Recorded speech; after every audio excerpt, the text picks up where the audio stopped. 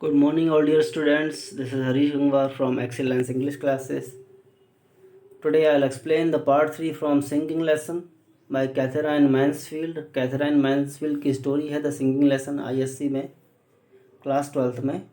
तो आज हम इसको एक्सप्लेन करेंगे। नेक्स्ट ये पार्ट 3 है, लास्ट पार्ट है। So open your books and see the explanation. In previous part I had explained up to here, जहाँ पर वो म्यूज़िक प्ले करा के फिर अपने मन में सोचती है कि जो बात लेटर में लिखी हुई थी, the idea of marrying fills me nothing but disgust. तो disgust was what he had written. Disgust काट के उसने रिग्रेट लिख दिया था, लेकिन ओरिजिनल वर्ड तो डिसगस्ट ही था ना। वो सोचती है कि डिसगस्ट वर्ड उसने लिखा मेरे लिए। That was as good as to say the engagement was definitely broken off. तो इसका कहने का मतलब क्या है? सीधा सीधा मतलब ये है कि उनकी एंगेजमेंट टूट चुकी है। People had been surprised enough that she had got engaged. लोगों को बहुत हैरानी थी। They all were surprised that Miss Meadows got engaged at the age of 30. 30 की एज में उन्होंने एंगेजमेंट की। The science mistress would not believe it at first. Science mistress ने तो पहले बिलीव ही नहीं किया कि एंगेजमेंट हो गई है। But nobody had been as surprised as she. लेकिन सबसे ज़्यादा सरप्राइज साइंस टीचर को ही था कि बताओ 30 साल की एज में उन्होंने एंगेजमेंट की है। अब देखिए, शी वॉज 30, बैसिल वॉज 25। दोनों में 5 साल का डिफरेंस। मिस मीडोज 30 साल की और बैसिल 25 साल का। It had been a miracle, simply a miracle, to hear him say, as they walked home from church that very dark night. तो ये एक बिल्कुल चमत्कार की तरह था, बिल्कुल चमत्कार की तरह। यानी जब उसने कहा था, किसने? बैसिल ने कहा था, जब वो दोनों उस अंधेरी रात को चर्च से घर की ओर जा रहे थे एंगेजमेंट करने के बाद, तो उसने कहा था, you know somehow or other I have got fond of you. क्या कहता है? तुम जानती हो कि मैं तुम्हारा फॉन्ड ऑफ हो गया हूँ, यानी बिल्कुल तुम्हें पसंद करने लगा हूँ।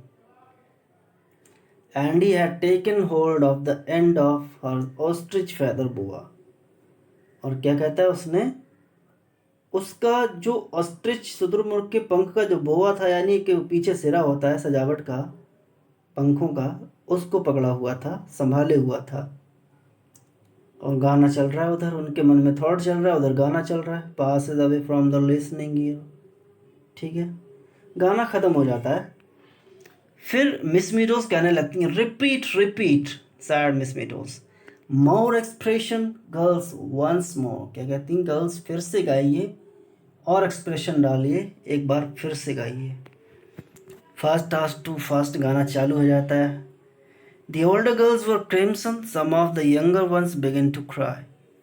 जो बड़ी बड़ी लड़कियां थीं वो क्रिम्सन कलर के कपड़े पहने होंगी। छोटी छोटी लड़कियां ट्राई करना चालू कर देती हैं, रोना चालू कर देती हैं, क्योंकि ईद ही रोने वाला है। Big spots of rain blew against the windows and one could hear the willows whispering. And now the rain had started.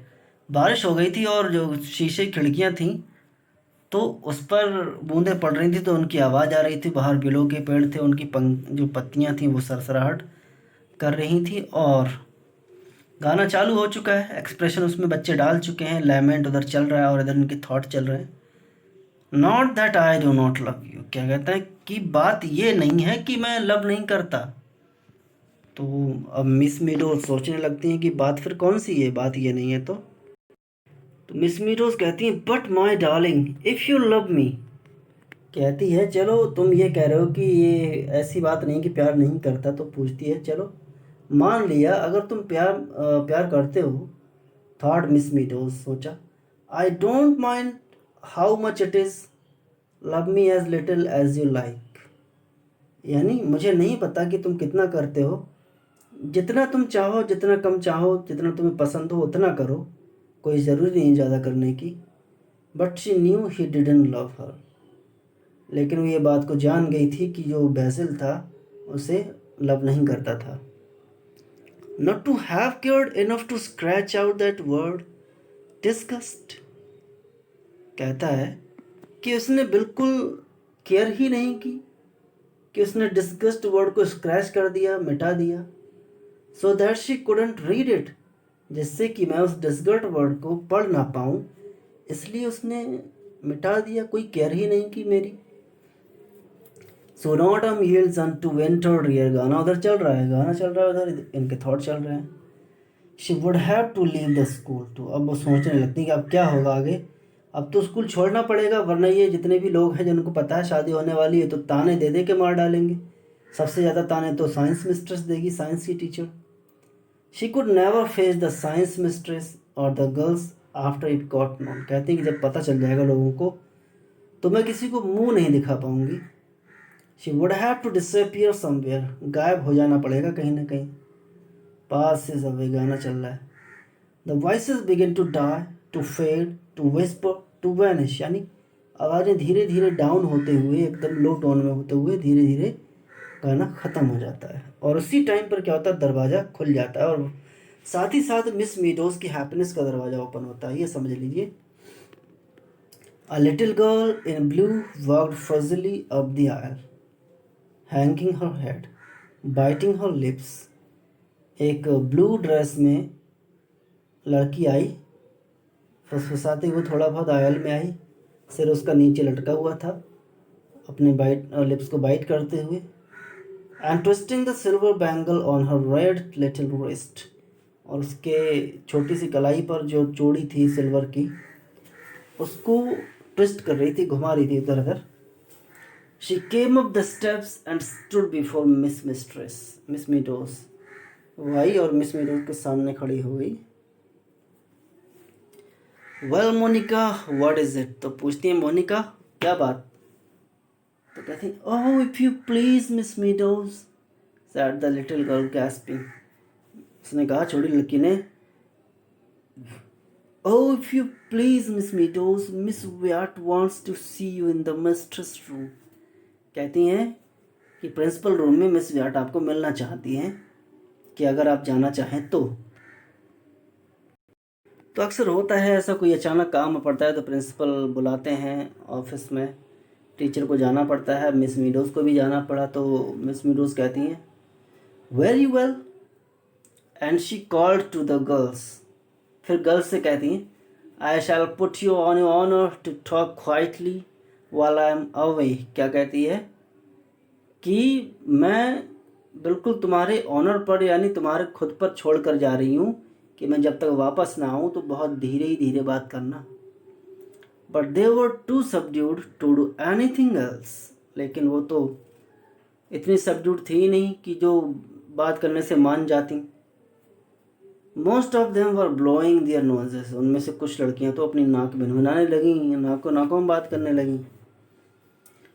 The corridors were silent and cold, the echoed to Miss Meadows steps.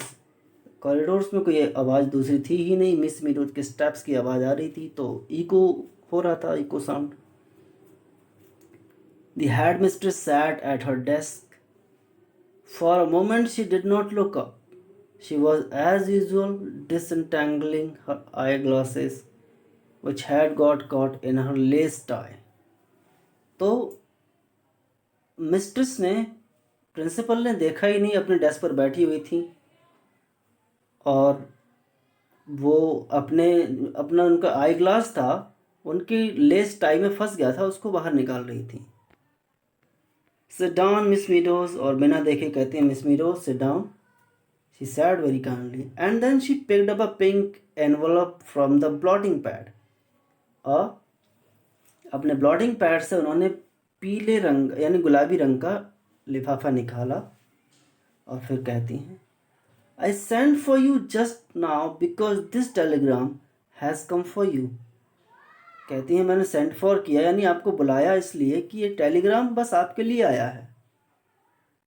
तो miss Meadows कहती हैं a telegram for me Miss Wyatt, कि मेरे लिए Telegram आया है। तो वो सोचती हैं Basil, he had committed suicide, decided Miss Meadows. Miss meadows ने क्या सोचा कि लगता है बेसिल ने सुसाइड कर लिया गम की वजह से या फिर पछतावे की वजह से. Her hand flew out, but Miss Wyatt held the telegram back a moment. जैसे ही मिस मीडोज ने अपना हाथ आगे बढ़ाया तो मिस व्याट ने टेलीग्राम थोड़ा पीछे खींच लिया और फिर कहती हैं, I hope it's not bad news. So more than kindly and Miss Meadows tore it open. कहती हैं कि ऐसा ना हो इसमें कहीं बैड न्यूज़ हो. तो मिस मीडोज लेटर को फाड़ती हैं, निकालती हैं, कहती हैं, pay no attention to letter, must have been mad. तो क्या कहता है, सबसे पहले ये कहता है कि पे नो अटेंशन टू लेटर, यानी लेटर पर इतना ज़्यादा ध्यान मत देना जो पीछे लेटर मिला था. बैसल इस बात को कहता है कि मस्ट हैव बीन मैड, यानी शायद मैं पागल हो गया था, क्या हो गया था जो मैंने ऐसा लेटर लिखा, एंगेजमेंट तोड़ने की बात कही. फिर क्या कहता है, बॉट हैड स्टैंड टुडे. बैसल कहता है आज मैंने हैड स्टैंड खरीद लिया तुम्हारे लिए. She dad, she couldn't take her eyes off the telegram. जब वो पढ़ने लगी, जब वो अपने पछतावे की बातें करने लगा तो उसकी आंखें ही नहीं हटी लेटर से. तो मिस व्याट को चिंता होती हुई सोचने लगती, I do hope it's nothing very serious, sad miss VAT leaning forward. थोड़ा उन्होंने आगे झुकते हुए क्या कहा, इसमें कहीं कोई सीरियस प्रॉब्लम तो नहीं है. तो वो तो खुश हो जाती है मिस मीडोज लेटर को पढ़ के. Oh no thank you Miss Wyatt, blushed Miss Meadows, it's nothing bad at all. कहती हैं कुछ भी इसमें बुरा नहीं है. And she gave an apologetic little laugh, और थोड़ा माफ़ी मांगने वाले अंदाज में उन्होंने थोड़ा मुस्कान दी. फिर क्या कहती हैं, it's from my fiance saying that. फिर वो कहने लगती हैं मेरे फियांसे का लेटर है और उसमें लिखा है, ये लिखा है कि. तो रुक जाती हैं थोड़ा. फिर कहती हैं मिस व्याट, कहती हैं आई सी. फिर से थोड़ी देर कोई नहीं बोलता, खामोश हो जाती है. फिर क्या बोलती हैं, you have 15 minutes more of your class miss meadows, haven't you. कहती हैं कि मिस मीडोज अभी भी आपके क्लास के 15 मिनट बचे हुए हैं, क्या आपको पता है. तो कहती हैं yes miss VAT. She got up, she half run towards the door. तो खड़ी हो गई, दरवाजे की तरफ भागी. तो मिस मीडोज को दोबारा बुलाने लगती हैं मिस व्याट. कहती हैं ओ जस्ट 1 मिनट मिस मीडोज, सिर्फ 1 मिनट बात को सुनो. और क्या कहती हैं, I must say I don't approve of my teachers having telegrams sent to them in school hours unless in case of very bad news. क्या कहती हैं कि मैं ये कहना चाहती हूँ कि मैं अपने टीचर्स को स्कूल में टेलीग्राम भेजना अलाउ नहीं करना चाहती. सिर्फ एक ही हालात में, अगर कोई बहुत बैड न्यूज़ हो तभी लेटर आए, वरना ना आए. उन्होंने कहा सच एज डेथ, जैसे मौत की खबर या और कोई बुरी खबर. एक्सप्लेन मिस व्याट, और अ वेरी सीरियस एक्सीडेंट और समथिंग टू दैट इफेक्ट. कहती हैं या तो बहुत कोई सीरियस प्रॉब्लम हो गई हो तो. Good news miss meadows will always keep you know. कहती हैं कि मिस मीडोज गुड न्यूज़ वगैरह के लेटर या मामूली लेटर ये इस ग्रुप में नहीं आने चाहिए. On the wings of hope, of love, of joy, Miss Meadows sped back to the music hall, up the aisle, up the steps, over to the piano. यानी बिल्कुल अब पंख लग गए थे मिस मीडोज के, होप के, लव के, जॉय के, इन सब के पंख लग गए थे और वो उड़ती हुई चली गई म्यूज़िक हॉल में. आयल में चढ़ी, एकदम झट से पियानो पर आके रुक गई. अब तक पेज 14 चल रहा था और अब उन्होंने कहा पेज 32 मेरी. कहती मेरी पेज 32 ओपन कर लो. She said page 32 and picking up the yellow chrysanthemum she held it to her lips to hide her smile. पहले जो उन्होंने क्राइसैंथेमम फ्लावर नहीं लिया था उसको उन्होंने उठाया और अपने होठों में दबा लिया, जिससे जो स्माइल थी उनके चेहरे पर लड़कियों को नज़र ना आ जाए कि अभी तो इतना बैड मूड था, स्माइल कहाँ से आ गई. Then she turned to the girls, rapped with her baton. लड़कियों की तरफ मुड़ी, अपना बैटन 2 बार मारा. पेज 32 गर्ल्स, पेज 32 ओपन करती हैं और चलने लगता है. We come here today with flowers overladen and with baskets of fruit and ribbons to boot, to congratulate. तो ये एक हैप्पी सॉन्ग है। फ्लावर्स ओवरलेडन यानी फूलों से भरी हुई टोकरी और फल वगैरह, तो ये सब खुशी की बात है, कंग्रेचुलेट करने के लिए जा रहे हैं। तो अब यहाँ पर जॉय का गीत चालू हो जाता है। पहले लेमेंट चल रहा था। Stop stop cried miss meadows. तो मिस मीडोज का रुको रुको, ये क्या कर रहे हो, कैसा गा रहे हो, क्यों मातम बना रहे हो। पहले खुद मातम बनवाया, पूछ नहीं क्यों मातम बना रहे हो। दिस इज ऑफुल, कहते हैं बहुत बुरा। दिस इज ड्रेडफुल, यानी खतरनाक है, ये अच्छा नहीं है।